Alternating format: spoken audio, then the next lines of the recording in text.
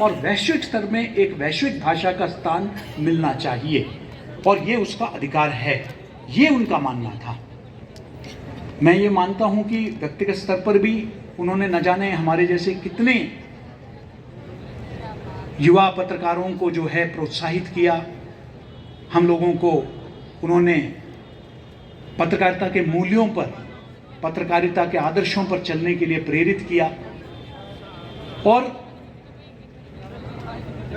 हिंदी के संदर्भ में देखा जाए तो इंदौर शहर में जन्मे वैदिक जी ने जो अंतर्राष्ट्रीय पत्रकारिता में शायद ही कोई भारतीय पत्रकार किसी भी भाषा में उस स्थान को पा पाए जो वैदिक जी ने पाया।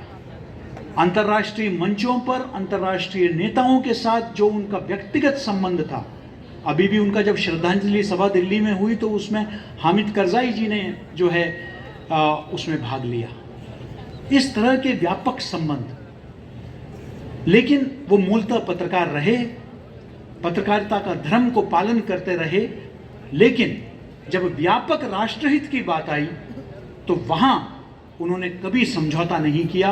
उनका कोई भी स्तंभ, कोई भी आलेख आप उठा के देख लें, आपको स्पष्ट उस राष्ट्रीयता का भाव स्पष्ट दिखाई देता है, जहां वे व्यापक राष्ट्रहित में निजी स्वार्थों से, निजी विचारों से, निजी उनके जो मतभेद से ऊपर उठकर स्पष्ट तौर पर सभी नेताओं के साथ उनका स्वीकार्यता होती थी। और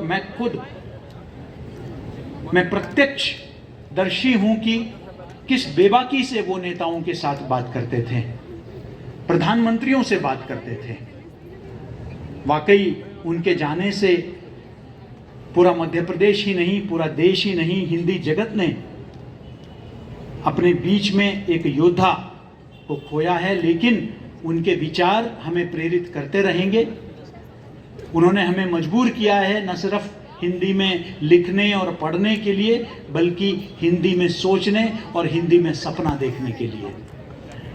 मैं समझता हूं कि उनके प्रति सही मायने में अगर कोई सच्ची श्रद्धांजलि है तो हम मात्र प्रतीकात्मक रूप से न देखकर हिंदी को हम मात्र एक राजभाषा के रूप में न देखकर हमारे न सिर्फ अपने दैनिक जो जीवन है उसमें, बल्कि हम अपने कार्यपालिका में, अपने न्यायपालिका में, अपने प्रशासन में और अपने व्यापार में, ताकि हिंदी में जो लोग काम करते हैं उनको रोजगार भी मिले, उस दिशा की ओर हमें बढ़ना चाहिए। यह मेरा मानना है।